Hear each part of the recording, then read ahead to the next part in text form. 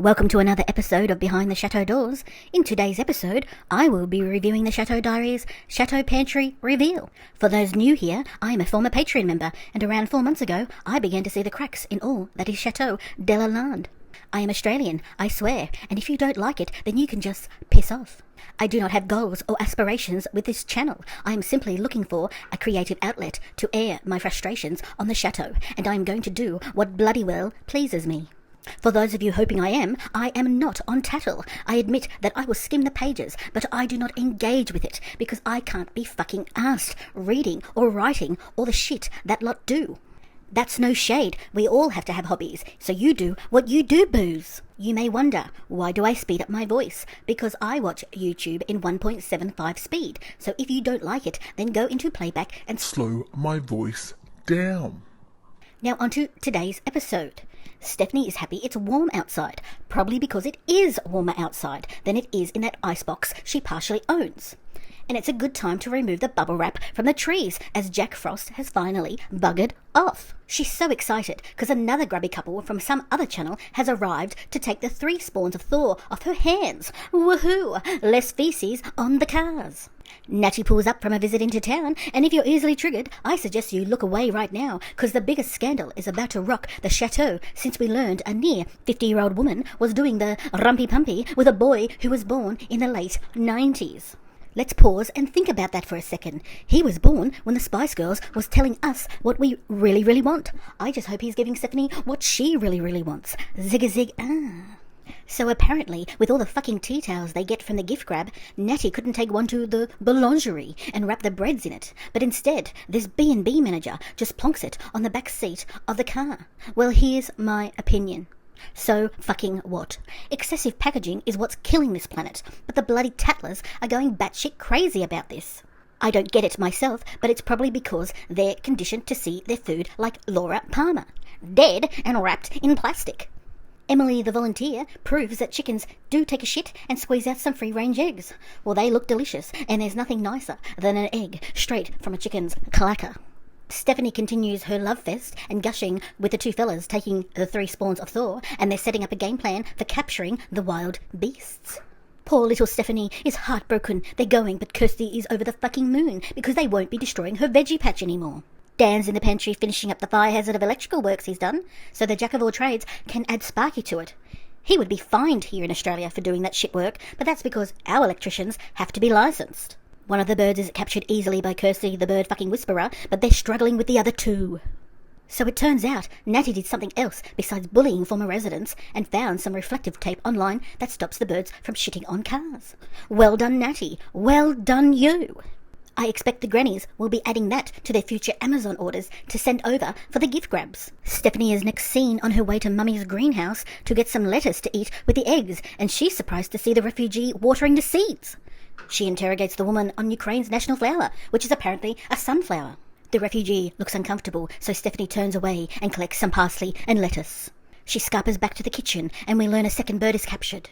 Stephanie washes the lettuce and is amazed that she pulled far too much, and Emily, the volunteer, is equally amazed that all that lettuce fit in such a tiny fucking basket. This is riveting stuff, and I wish I could watch them be amazed at lettuce all day, but moving on.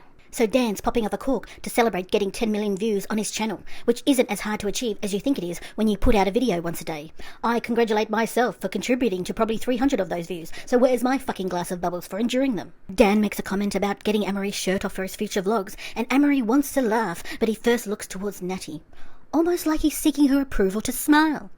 It was a dark day for me when I learned those 2 were rootin', so I doubt we're going to be seeing his naked chest again anytime soon. Stephanie is tickling Dan's balls again and says he's a famous YouTuber.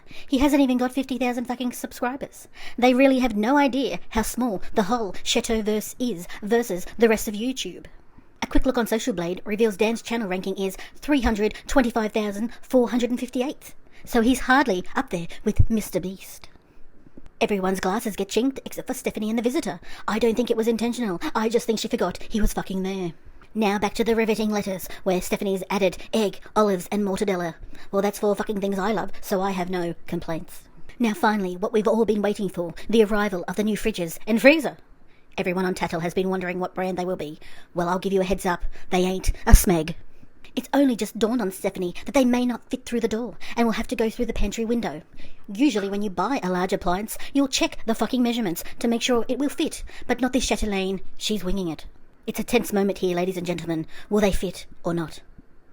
Waiting. Yes, yes, you can do it, Amory. You can do it. Yes, yes. What a fucking relief. They fit.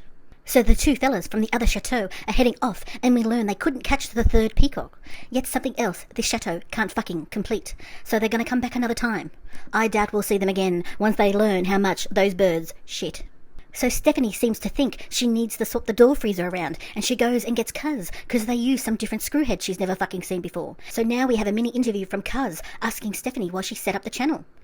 Amory cryptically asks if she wishes she didn't have to vlog certain stuff, and the rude cow doesn't even answer him. But I think it's safe to say that she'd vlog her mother's funeral if it got her views.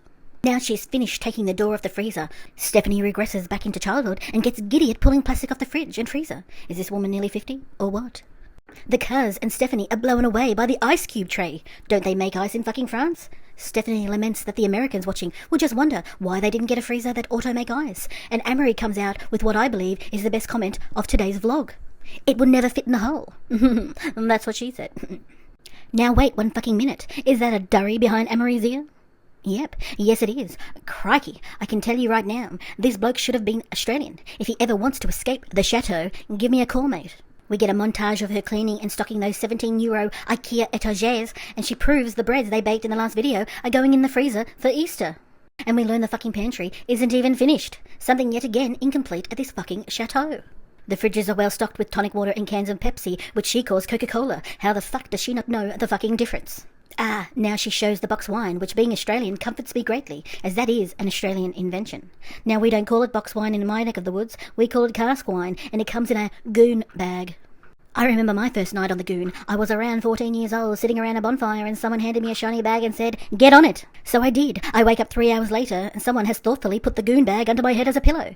My tastes have refined now, and I haven't had goon for years, but some kid somewhere tonight is following that exact same rite of passage.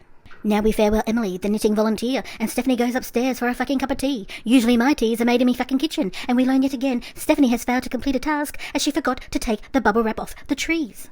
Stephanie now opens up a package from Michael Petherick with prints of his artwork, and we learn he's done a Willy Wonka and hidden a couple of the angel prints for some lucky people. Stephanie absolutely loves his prints and can't wait to frame them and have creatures buzzing around her bedroom, so that must mean Philip's home. Finishing off the vlog, a different Scot man and his beau have arrived at the chateau with goodies. I think they were the ones that bought a place not far from the chateau sometime last year, so I'm sure we'll see more of them in the next vlog. So my thoughts on this vlog is we are proven yet again nothing gets completed in this fucking chateau. That's it for me. I've got to go and shut the fucking neighbours up, as they've had too many fucking beers tonight.